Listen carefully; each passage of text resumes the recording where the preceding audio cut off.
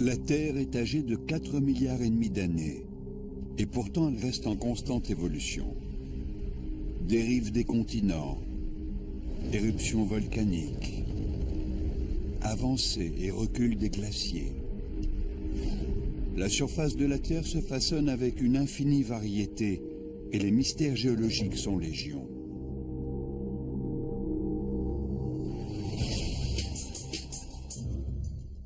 L'eau est une des forces les plus prodigieuses de la planète. Elle est source de vie et instrument de mort. Symbole de purification et de renouveau, elle peut aussi dévaster des régions entières. Et quand elle prend la forme d'un tsunami, elle déferle sur Terre comme une vague titanesque, détruisant tout sur son passage.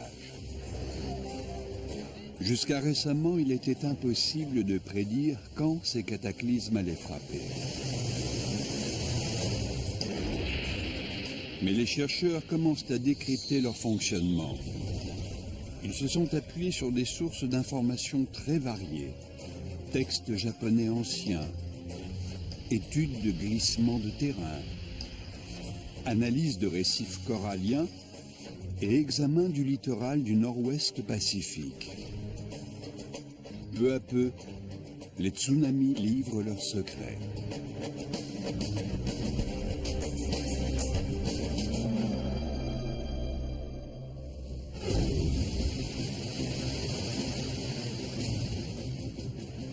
Le tsunami est un des phénomènes naturels les plus destructeurs qui soient.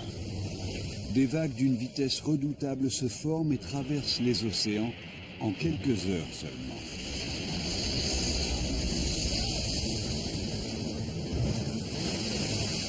Et quand elles s'abattent sur Terre, rien ne leur résiste.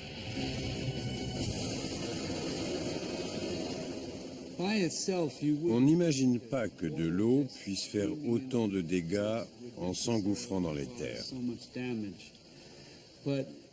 Mais elle déferle très rapidement et emporte tout sur son passage. Les débris déplacés par les flux et reflux font autant, voire plus de dégâts que l'eau elle-même. Après la première vague, les trompes d'eau continuent de se déverser.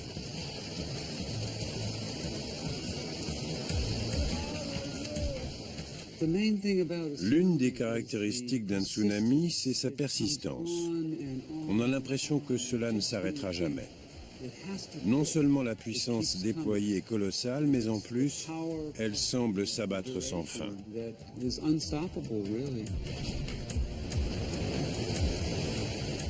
Les tsunamis dévastent la Terre depuis des milliards d'années.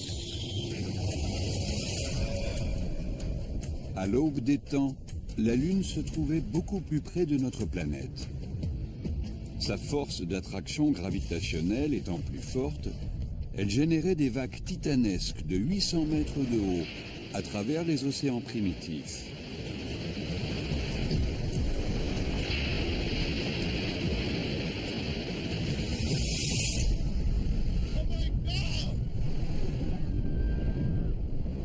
Les tsunamis restent une menace redoutable pour les zones côtières du monde entier. Les tsunamis sont des phénomènes naturels. Ils surviennent de façon inexorable. C'est parce que les populations humaines sont de plus en plus denses, notamment sur les côtes, que nous sommes davantage exposés aux tsunamis.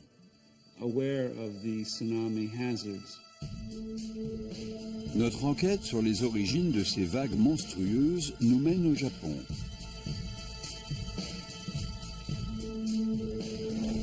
C'est le pays dont les côtes sont le plus fréquemment frappées par les tsunamis. Le terme tsunami est d'ailleurs d'origine japonaise. Il signifie littéralement « vague portuaire ».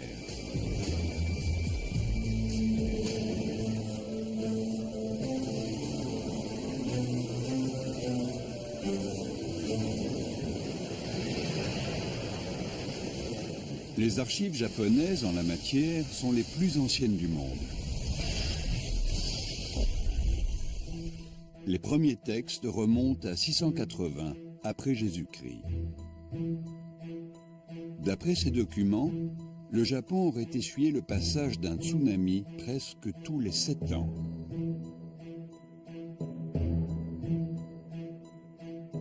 Les écrits de samouraïs nous apprennent que les habitants du littoral couraient se réfugier sur les hauteurs au moindre tremblement de terre.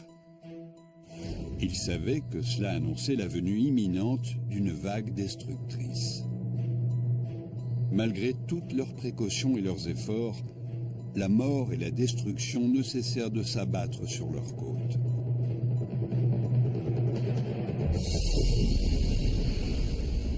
En 1896, le mur d'eau qui ravage le port d'Honshu au nord-est du pays fait 27 000 morts.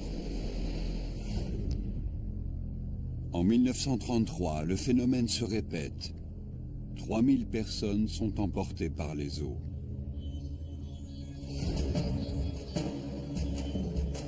En 1993, l'île d'Okushiri est secouée par un séisme de magnitude 7,8 sur l'échelle de Richter. Les bâtiments s'effondrent et les incendies font rage. Mais le pire reste à venir. Quelques minutes après les secousses, une immense crête écumeuse barre l'horizon. Quand la vague déferle dans les terres, elle abat toutes les constructions encore debout.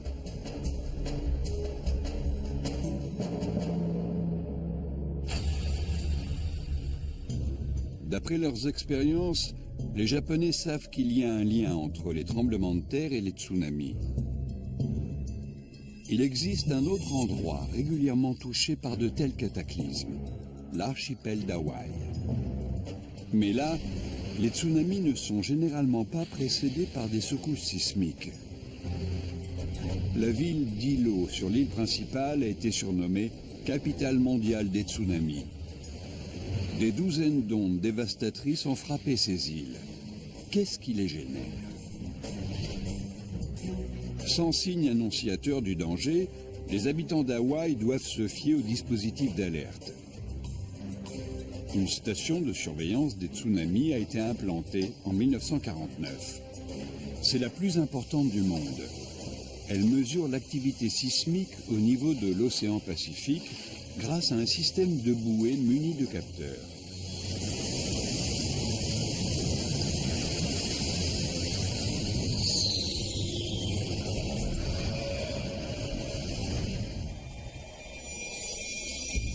En 1960, les chercheurs vont faire une découverte déterminante sur les causes possibles des tsunamis d'Hawaï.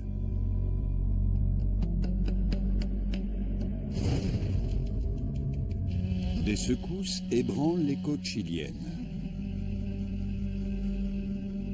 C'est le séisme le plus violent de tous les temps, de magnitude 9,5 sur l'échelle de Richter. Il génère un tsunami qui traverse l'océan Pacifique en seulement quelques heures. L'archipel d'Hawaï, à des milliers de kilomètres de là, se trouve sur son passage. La station de surveillance mesure la propagation du tsunami. Elle révèle alors qu'une même vague peut parcourir des distances prodigieuses. Le système d'alerte mis en place est efficace. Les populations les plus exposées sont évacuées à temps.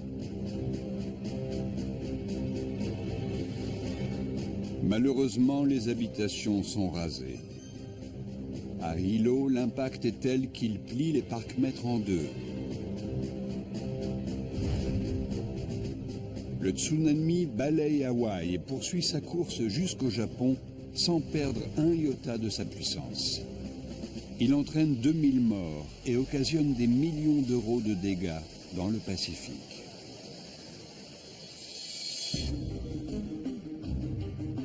Ce sinistre événement marque un tournant crucial dans l'étude des tsunamis. C'est la première fois que les chercheurs peuvent mesurer avec précision le rapport entre la magnitude d'un séisme sous-marin et la taille d'un tsunami. Ils détiennent aussi la preuve qu'un même tsunami peut frapper aux 4 coins d'un océan.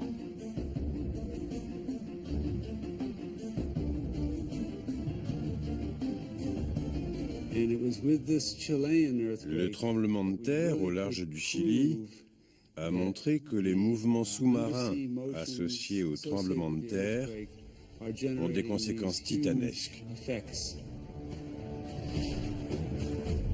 Les scientifiques peuvent désormais prouver ce que les Japonais ont depuis toujours pressenti. Les tremblements de terre sous-marins sont la cause directe des tsunamis.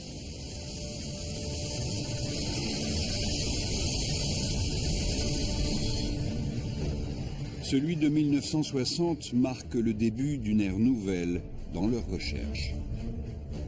Le tremblement de terre au Chili était un événement providentiel, dans la mesure où il a permis aux géophysiciens de lier différents phénomènes. Il marque la naissance d'une discipline scientifique qui a moins de 50 ans.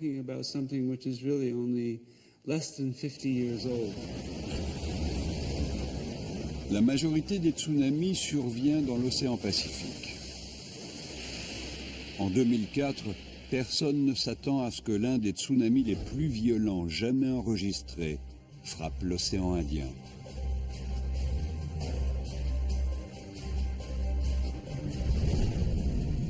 Le 26 décembre 2004, l'Indonésie est secouée par un séisme extrêmement violent, mesuré à 9,2 sur l'échelle de Richter.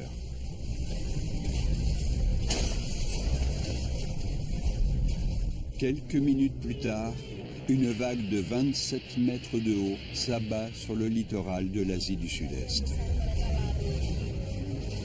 225 000 hommes, femmes et enfants y perdent la vie.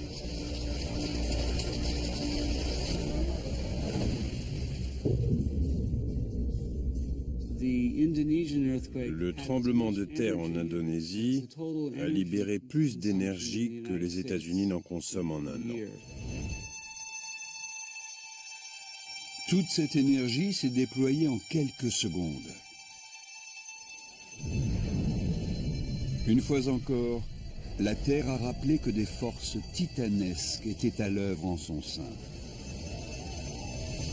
Cela fait maintenant une cinquantaine d'années que les scientifiques ont établi un lien de cause à effet entre les tremblements de terre et les tsunamis. En mesurant les secousses de 1960, ils ont pu prouver que le séisme avait généré des vagues gigantesques déferlant à travers l'océan Pacifique. En suivant la trajectoire de propagation du tsunami, ils ont montré qu'ils pouvaient parcourir des milliers de kilomètres.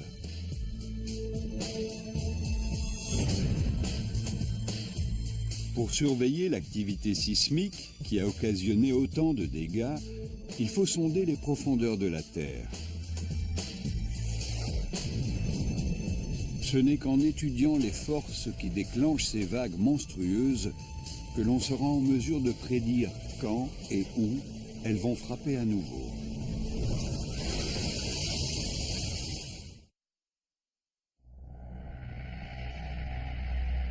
Ces images prises en 2004 après le passage du tsunami dans l'océan Indien montrent l'étendue des dommages. Personne ne s'imagine qu'un événement semblable peut arriver dans le nord-ouest Pacifique. Mais le professeur Brian Atwater n'est pas du même avis.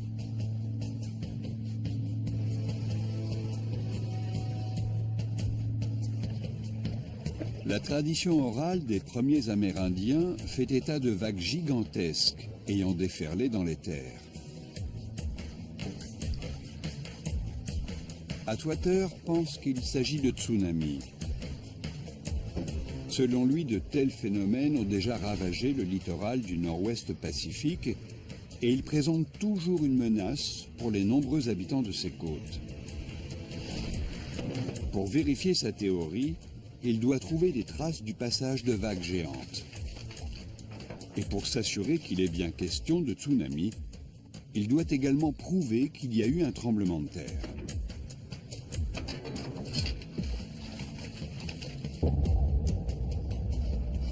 Son enquête commence au bord de la rivière Copalis, dans l'État de Washington, à quelques kilomètres des longues plages de sable prisées des touristes. Les berges de cet estuaire renferment des millénaires d'histoire.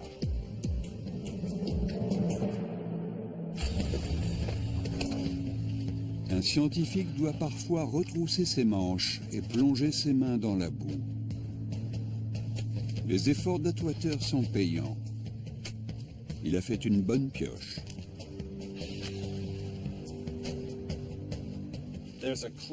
J'ai trouvé l'indice que je cherchais. Voici une entaille caractéristique du passage d'un tsunami. L'eau dépose une couche de sable qui, au fil du temps, va apparaître en creux sur les flancs. Le courant et les vagues vont déloger les grains de sable, mais pas la couche de boue au-dessus.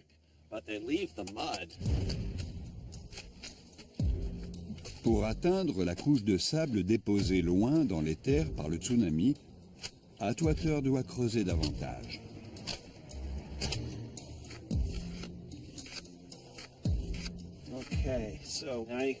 On voit enfin le sable. Un tsunami expliquerait sa présence ici. Pour s'en assurer, Atwater poursuit son enquête.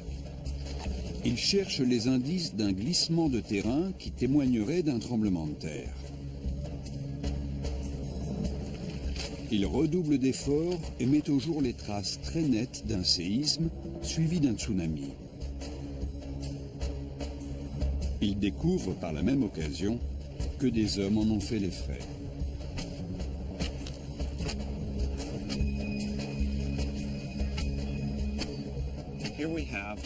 Nous avons ici les traces d'un effondrement de terrain et du passage d'un tsunami sur un lieu d'habitation humaine. Il s'agissait d'un campement de pêcheurs. On a ici des pierres calcinées. Elles servaient principalement à faire bouillir l'eau.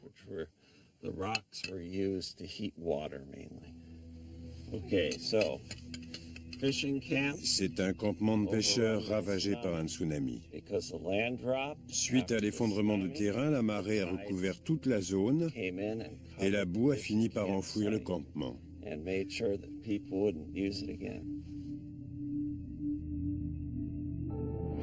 Le terrain sur lequel se sont installés les pêcheurs s'est effondré durant le séisme. Le tsunami a déposé une couche de sable dans les terres. Puis, l'eau de la rivière a recouvert l'ensemble de boue, effaçant toute trace du campement.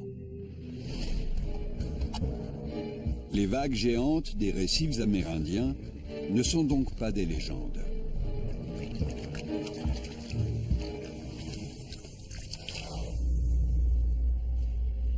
Mais qu'est-ce qui a pu provoquer le tremblement de terre? La réponse la plus vraisemblable se trouve à 80 km de là. Il s'agit de la faille Cascadia, qui est une ligne de fracture dans la croûte terrestre. Contrairement à ce qu'on pourrait penser, la surface de la Terre n'est pas d'un seul tenant. La lithosphère est découpée en 8 plaques majeures et plusieurs plaques mineures. Lorsque deux plaques tectoniques se rencontrent, le phénomène de convergence peut créer une zone de subduction le long d'une faille.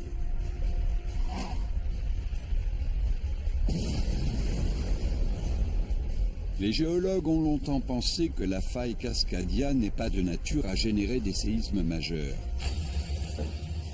Mais les découvertes de Brian Atwater montrent qu'au contraire, elle a été très active.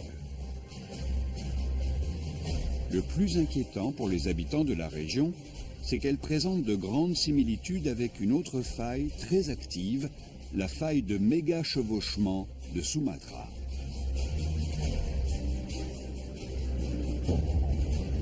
C'est un séisme au niveau de cette faille qui a déclenché le tsunami de 2004 dans l'océan Indien et fait près de 225 000 victimes. Quand deux plaques tectoniques se rencontrent, l'une peut glisser sous l'autre. Les frictions exercées sont alors très intenses. La compression entraîne également la plaque qui est au-dessus vers le bas. C'est un processus lent qui s'étend sur des centaines, voire des milliers d'années. Les contraintes s'accumulent jusqu'à ce qu'elles se relâchent d'un coup. Le soulèvement qui survient le long de la faille va provoquer un brusque mouvement du plancher océanique qui, à son tour, va déclencher un tsunami. Ce séisme a eu des conséquences désastreuses pour deux raisons. La première, c'est son intensité. De magnitude 9,2 sur l'échelle de Richter. C'est l'un des tremblements de terre les plus violents jamais enregistrés. La seconde, c'est qu'il a eu lieu relativement près de la surface. Quand on a un séisme de méga chevauchement, le plancher océanique est fortement secoué. Si une secousse survient profondément dans l'écorce terrestre, cela se traduit par une légère oscillation de l'eau. Mais si elle survient plus près de la surface, ou si elle est de forte intensité, elle secouera plus fortement le plancher océanique. C'est ce mouvement brusque qui engendre un tsunami. Une étude du plancher océanique après le séisme a montré une fracture de 1600 km le long de la faille, ainsi qu'un soulèvement de 18 mètres.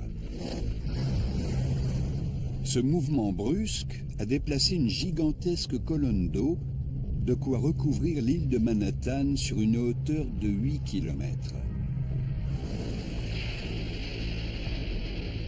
Le rift en lui-même fait environ 1600 km. Le plancher océanique a subi une secousse sur toute cette longueur. Cela a créé une onde d'une taille phénoménale. Ce fut l'un des tsunamis les plus violents qu'il y ait eu de mémoire d'homme. Les études de Brian Atwater ont montré que le nord-ouest Pacifique n'est pas à l'abri d'une telle menace.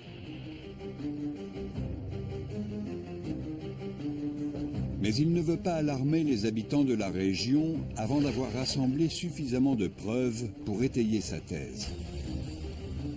Il doit déterminer quand le tsunami s'est abattu sur ce littoral et si le phénomène peut se reproduire. Il commence par prélever de la terre sur les berges de la rivière Coppalis.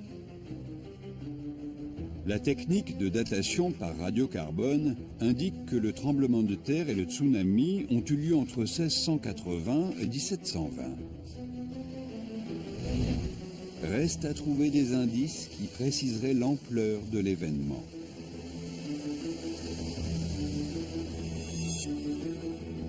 Jusqu'à présent, son enquête a mis au jour deux faits marquants.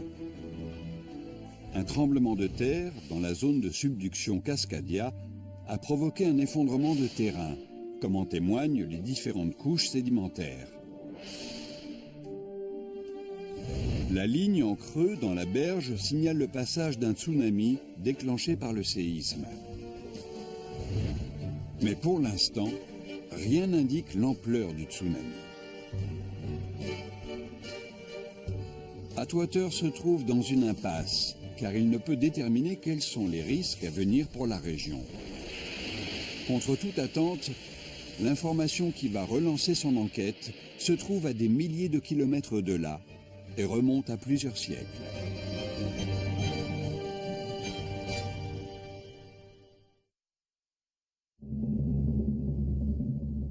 Le Japon possède les plus anciennes archives sur les tsunamis du monde.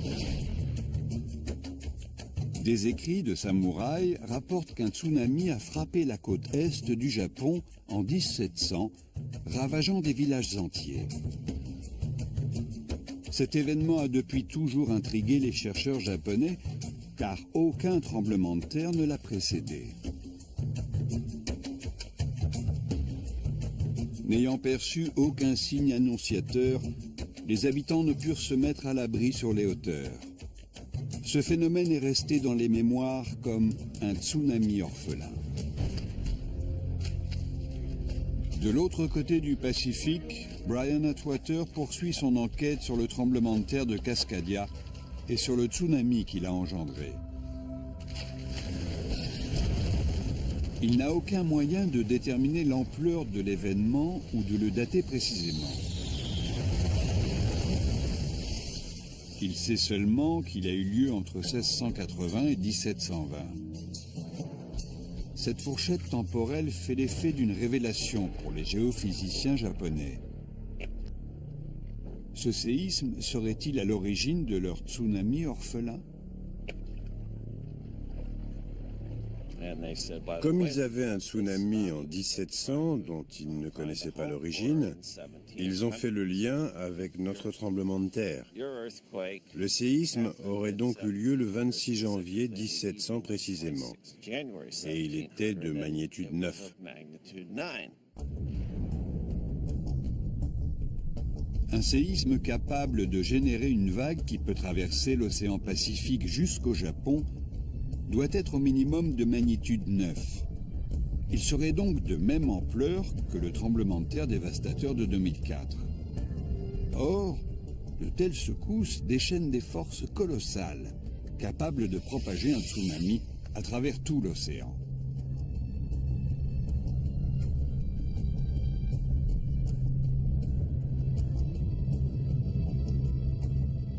Il est pratiquement impossible d'estimer la quantité d'énergie déployée. Mais pour vous donner un ordre de grandeur, cela équivaut à plusieurs bombes atomiques, en fait à des centaines de fois Hiroshima. Ce qui caractérise un tsunami, ce n'est pas seulement sa taille, mais sa vitesse aussi. La longueur d'onde d'un tsunami est de plusieurs centaines de kilomètres, entre 400 et 600 généralement.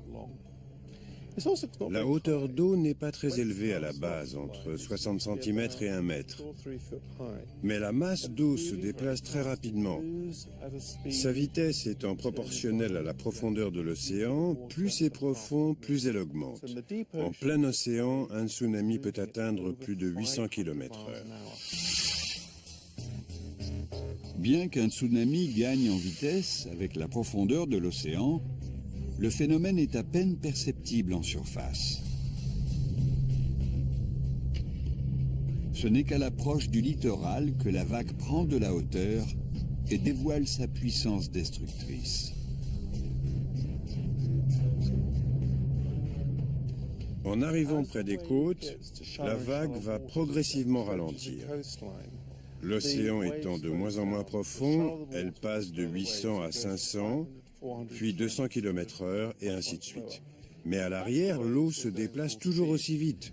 Cela engendre un effet d'accumulation qui fait la force colossale des tsunamis.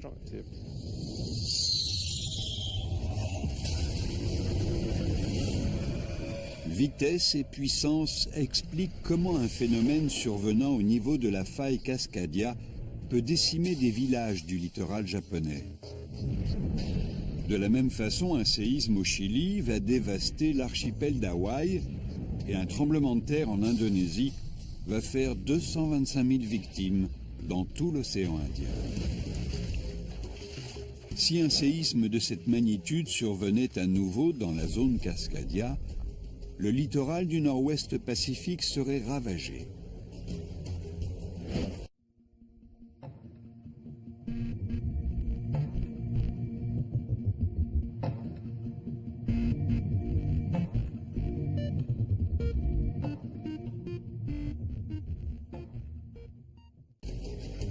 Pour savoir si une telle menace plane sur la région, Brian Atwater doit s'assurer que les événements cataclysmiques de chaque côté du Pacifique ont eu lieu le même jour.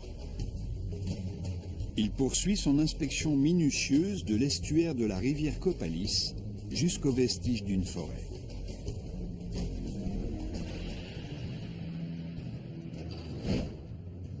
Les racines de cet épicéa indiquent la présence d'une forêt, cette forêt morte de tuya géants. Avec l'affaissement de terrain lié au tremblement de terre, les arbres se sont retrouvés les pieds dans l'eau.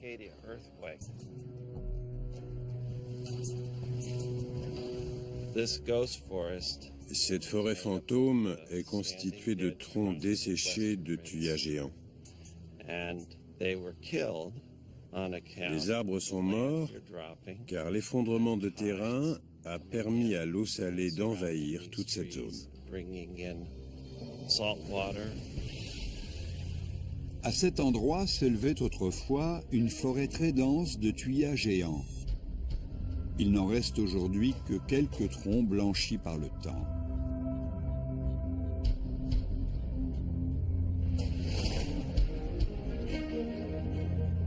Brian Atwater fait appel à un dendrologue pour déterminer quand ces arbres sont morts. La coupe transversale de ces couches révèle de nombreux secrets.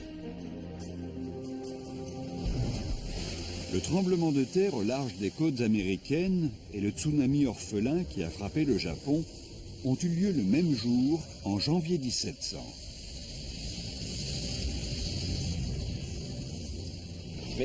Les choses sont bien faites. Là où il n'y a pas de traces écrites des événements passés, la nature nous fournit des témoignages tout aussi fiables. Puisque les deux événements sont liés, le tremblement de terre de Cascadia ne pouvait être que de magnitude supérieure ou égale à 9. Malheureusement, ce séisme n'est pas un phénomène isolé.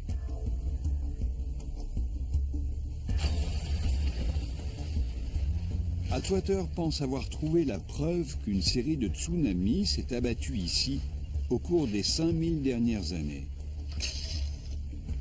Chaque couche de sable indique le passage d'une vague géante. J'ai répertorié à certains endroits 9 strates sédimentaires sur une colonne de 6 mètres de profondeur. Certaines étaient séparées par une mince couche de sable. La question n'est pas de savoir s'il y a eu des tsunamis, mais quand ils ont frappé.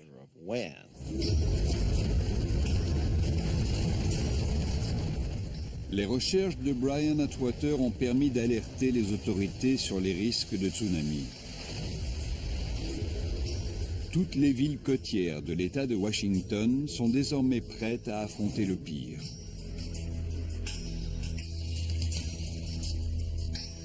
Si un violent tremblement de terre génère un tsunami dans la zone Cascadia, la première vague mettrait seulement 25 minutes pour atteindre les côtes. Des panneaux informent des risques et donnent des consignes précises. Des sirènes sont prêtes à retentir à l'approche du danger. La vie de milliers d'habitants peut être épargnée grâce aux travaux de Brian Atwater et à des documents japonais vieux de 3 siècles. C'est un danger que l'on connaît suffisamment bien pour prendre toutes les précautions nécessaires en amont. Les tuyas géants des alentours de la rivière Coppalis sont morts en 1700. Cette donnée a permis de prouver qu'un séisme dans la zone Cascadia peut générer un tsunami capable de se propager à travers tout le Pacifique. En mettant au jour les traces de plusieurs tsunamis au cours des 5 derniers millénaires, Brian Atwater constate que c'est un phénomène récurrent. Il faut donc s'attendre à un nouveau tremblement de terre. Malheureusement, rien ne permet de savoir quand il surviendra.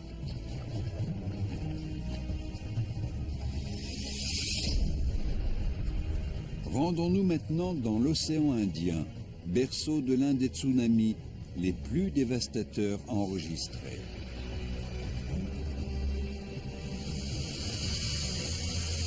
Un géologue pense avoir trouvé le moyen de percer le secret des failles de la croûte terrestre. Il pourrait dès lors prédire quand frappera le prochain tsunami.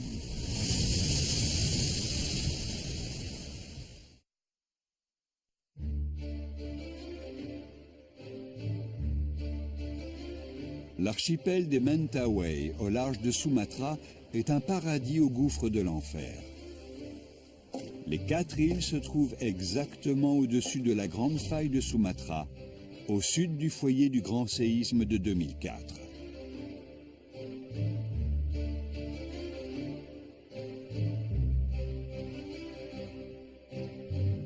C'est l'une des zones de subduction les plus importantes de la planète. Depuis les événements tragiques de 2004, c'est aussi la plus célèbre.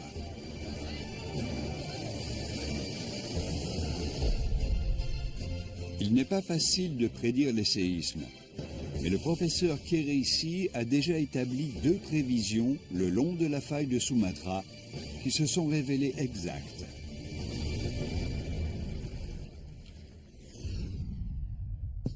Pour savoir quand frappera le prochain tsunami, il faut déterminer quand et où aura lieu un grand tremblement de terre. Le passé est alors riche d'enseignements. Quand on veut étudier des tremblements de terre qui ont lieu à quelques centaines ou milliers d'années d'intervalle, il faut trouver un support géologique qui en garde la trace. Le professeur Sy a découvert des archives naturelles inattendues, les coraux.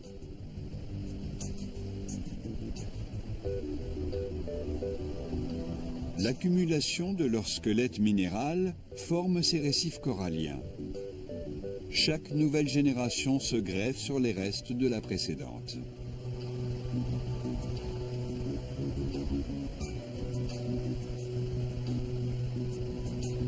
Tant que les coraux restent immergés, ils prolifèrent. Exposés à l'air libre, ils meurent. Les tremblements de terre sont responsables de la mort des coraux qui se retrouvent au-dessus du niveau de l'eau. Nous trouvons des coraux d'âge très différents sur cette plage. Kerry Sy dispose ici d'archives renfermant un millénaire d'histoire. Mais pour en déchiffrer les secrets, il doit employer la manière forte.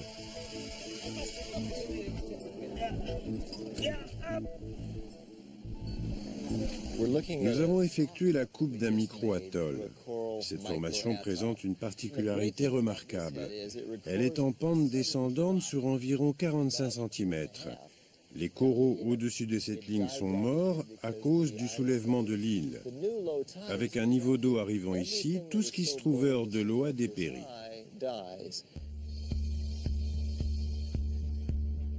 La forme générale des récifs coralliens témoigne de l'affaissement des îles Mentawai que la faille de Sumatra entraîne vers les profondeurs. Mais les coraux gardent également la trace du soulèvement de l'archipel lors d'un séisme.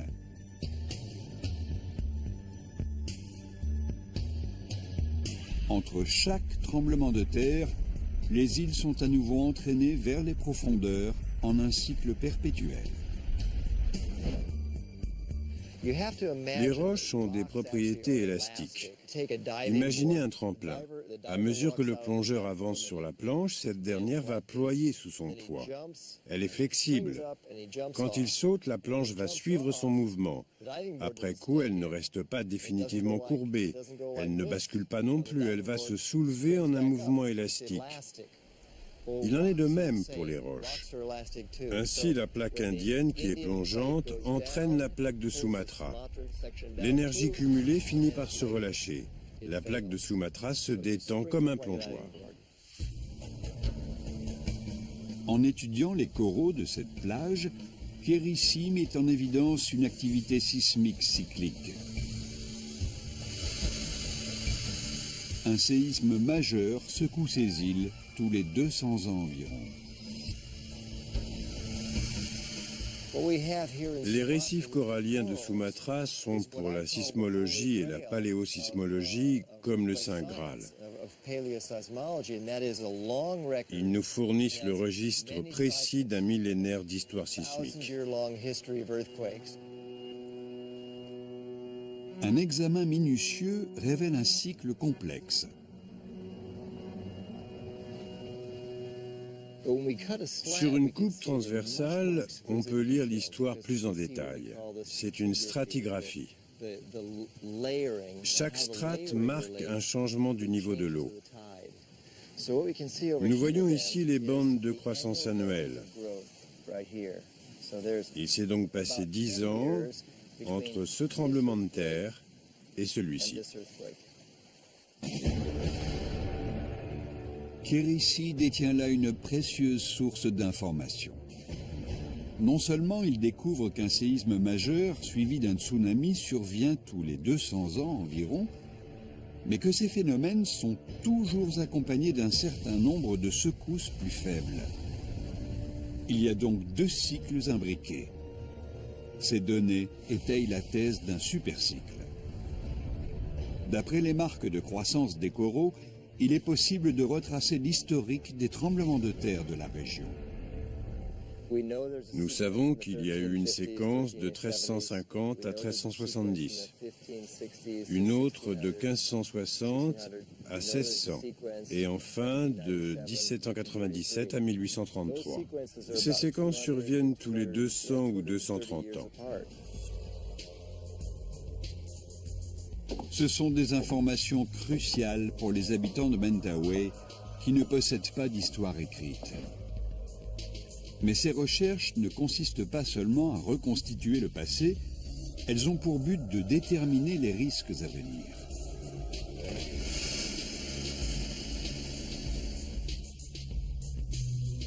Kérissi a commencé cette campagne d'études en 1993. Il a très vite deviné qu'un tremblement de terre se préparait. Un nouveau supercycle dévastateur était sur le point de s'ouvrir. En septembre 2007, ses prédictions se révèlent exactes. Un séisme ébranle la région et génère un tsunami local. Les habitations des îles Mentawai n'y résistent pas.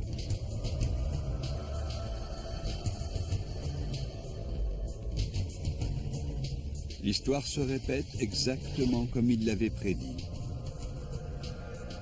Il faut maintenant s'attendre à un tremblement de terre beaucoup plus violent, déclenchant un tsunami beaucoup plus destructeur. Cette section de Mentawai cumule de l'énergie depuis 1797. Nous avons entamé une séquence d'au moins 3 séismes majeurs. Le prochain tremblement de terre est imminent. Reste à savoir s'il va survenir dans les 30 prochaines minutes ou dans les 30 prochaines années. Grâce aux recherches du professeur Sy, les habitants de l'archipel des Mentawai ont eu le temps de s'y préparer. Quand le tsunami frappera à nouveau, ils seront prêts à l'affronter. Il est possible de prévoir les tremblements de terre. Avec les statistiques sismiques de la région sur 1000 ans ou sur une période couvrant 3 ou 4 cycles, on peut faire des prévisions fiables. Cela permet aux habitants de s'organiser. Tout est question d'éducation. Les enfants apprennent qu'au moindre tremblement de terre, ils doivent courir se réfugier dans les hauteurs de l'île.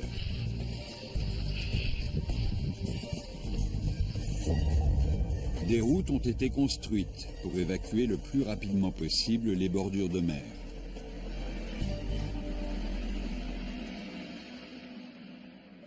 Je pense qu'un enfant d'aujourd'hui, s'il vit jusqu'à 60 ans, va être témoin d'un grand séisme. Il y a plus d'une chance sur 2 que cela arrive dans les 30 prochaines années. En étudiant les récifs coralliens des îles Mentawai, le professeur Sy a découvert un cycle de séismes majeurs de 200 ans. Les lignes de croissance montrent que ces grands cycles sont ponctués de plusieurs tsunamis dévastateurs.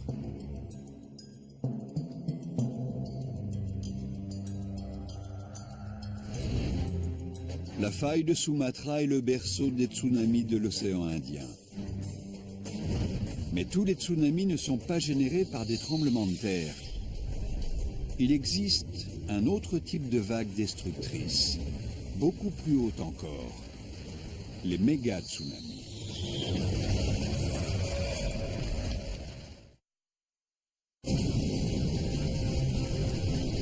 Les tsunamis sont habituellement d'origine sismique, mais il arrive que de grands glissements de terrain en soient la cause. Ces brusques effondrements créent des vagues tellement puissantes qu'on les appelle des méga-tsunamis.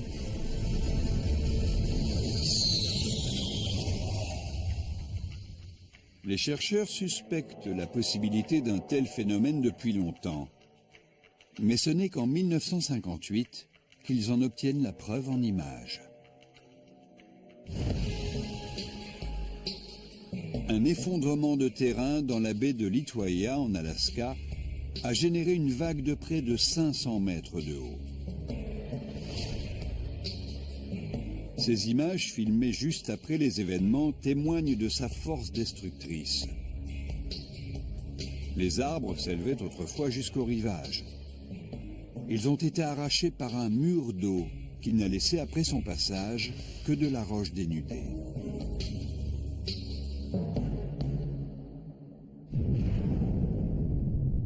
Un séisme de magnitude relativement peu élevée a provoqué un glissement de terrain dans la baie.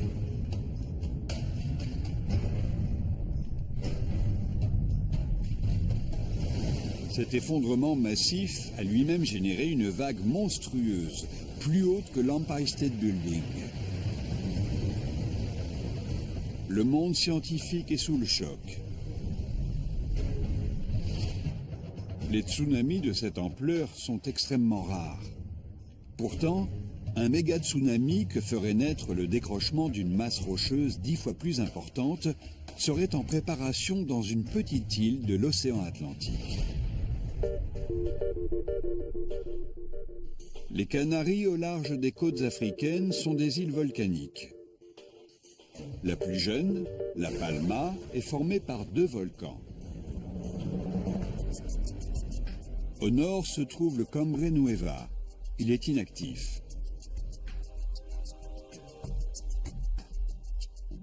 Au sud, le Cumbre Vieja, qui lui est en activité. Il constitue la partie la plus récente de l'île. Sa dernière éruption date de 1971. Les études du géologue Simon Day ont permis de développer la théorie du méga-tsunami de la Palma. Tout commence en 1949, quand une violente éruption crée une fissure inhabituelle.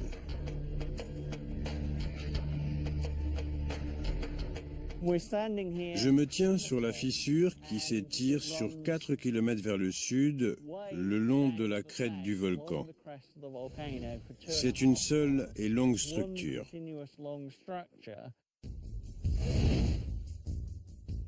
Il pense que cette fissure peut déclencher un gigantesque glissement de terrain.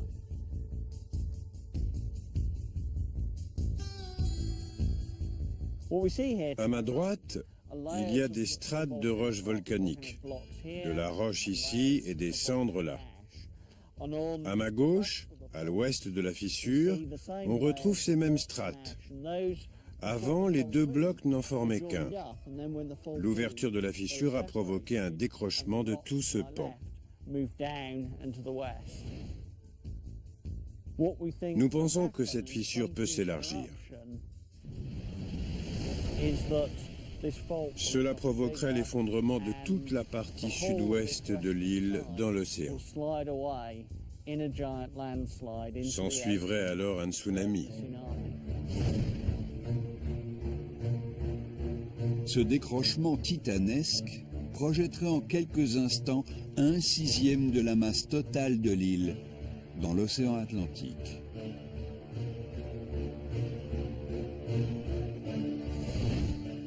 Il s'agit de toute cette section du littoral, depuis la base de la pente vers la crête du volcan, qui est actuellement cachée par les nuages, jusqu'à la mer.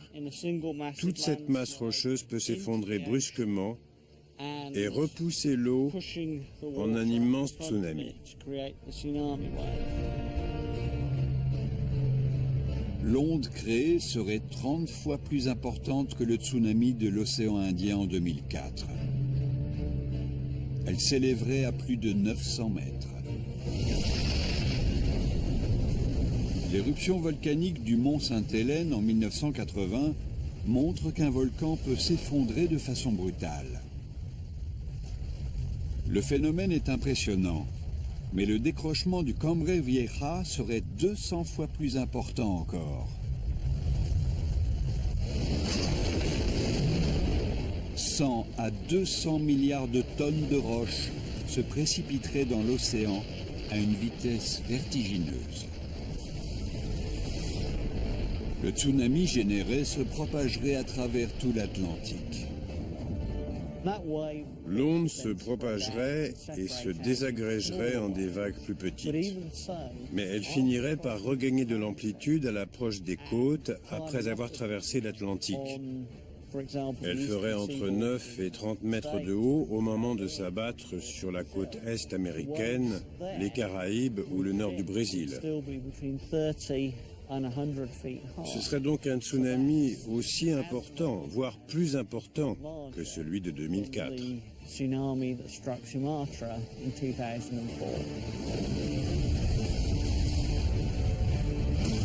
Boston.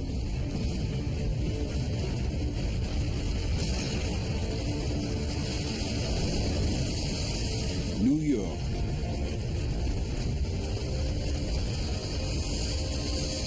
Même Miami serait englouti sous les eaux.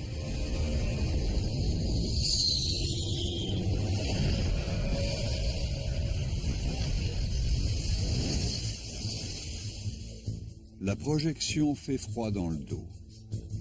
Simon Day doit rassembler davantage de preuves pour étayer sa thèse. Il découvre alors que la fissure de la Palma est plus préoccupante encore qu'il ne le pensait. L'éruption de 1949 a laissé d'autres cicatrices dans le paysage. Elles mettent en évidence la fragilité de la fissure de la Palma. Il s'agit de coulées de lave isolées.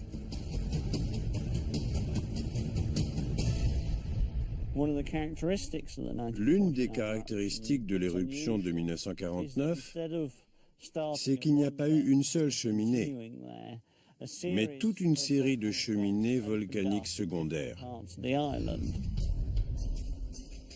Une fois répertoriées sur une carte, elles indiquent une fissure beaucoup plus importante.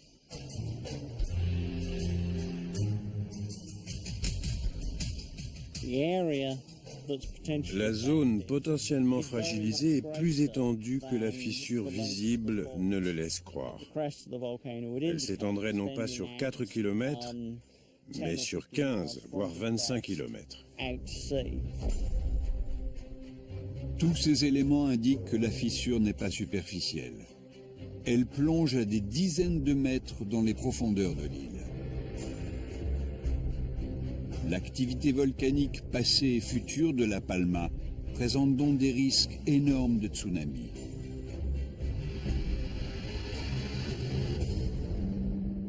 Les éruptions en elles-mêmes ne sont pas ce qu'il faut craindre le plus.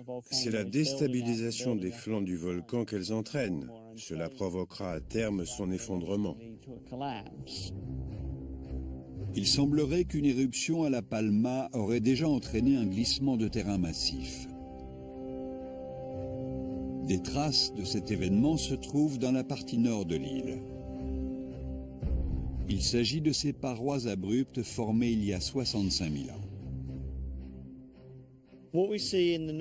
On peut voir ici les cicatrices de l'effondrement partiel du volcan situé au nord de l'île. Et donc, tout le flanc ouest s'est écroulé.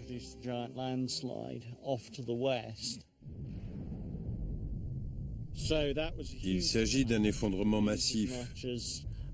Plus de 400 km3 de roches se sont précipités dans l'océan.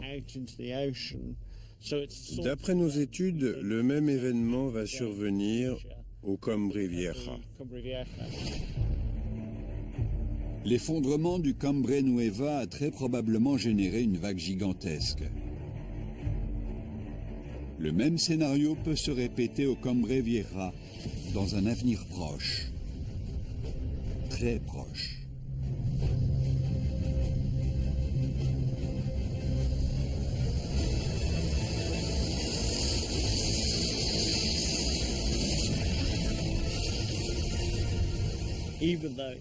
À l'échelle humaine, c'est un phénomène extraordinaire. Ce tsunami frapperait toute la côte est de l'Amérique du Nord et il serait aussi destructeur que le tsunami de Sumatra. À l'échelle géologique, c'est un événement naturel récurrent. Bien que les archives humaines répertorient les tsunamis depuis des générations, ce n'est qu'au siècle dernier que les géophysiciens ont pu établir avec certitude leur lien avec les mouvements de l'écorce terrestre. L'analyse du grand séisme chilien de 1960 a prouvé les origines sismiques de la majorité des tsunamis. L'excavation d'une tranchée dans le littoral du nord-ouest Pacifique a montré que la faille Cascadia est active et qu'elle peut générer des tsunamis. L'étude des récifs coralliens de l'océan Indien a mis en évidence un cycle régulier des tremblements de terre responsables des tsunamis. L'examen de la fissure du Cambre Vieja aux Canaries a révélé que les tsunamis générés par les glissements de terrain, les méga-tsunamis, sont une menace réelle.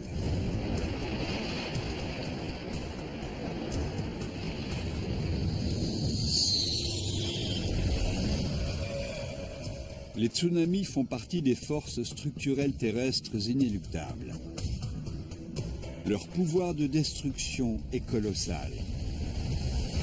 Mais en étudiant leurs origines et en décortiquant leurs mécanismes, les chercheurs seront bientôt en mesure de prédire quand et où le prochain frappera.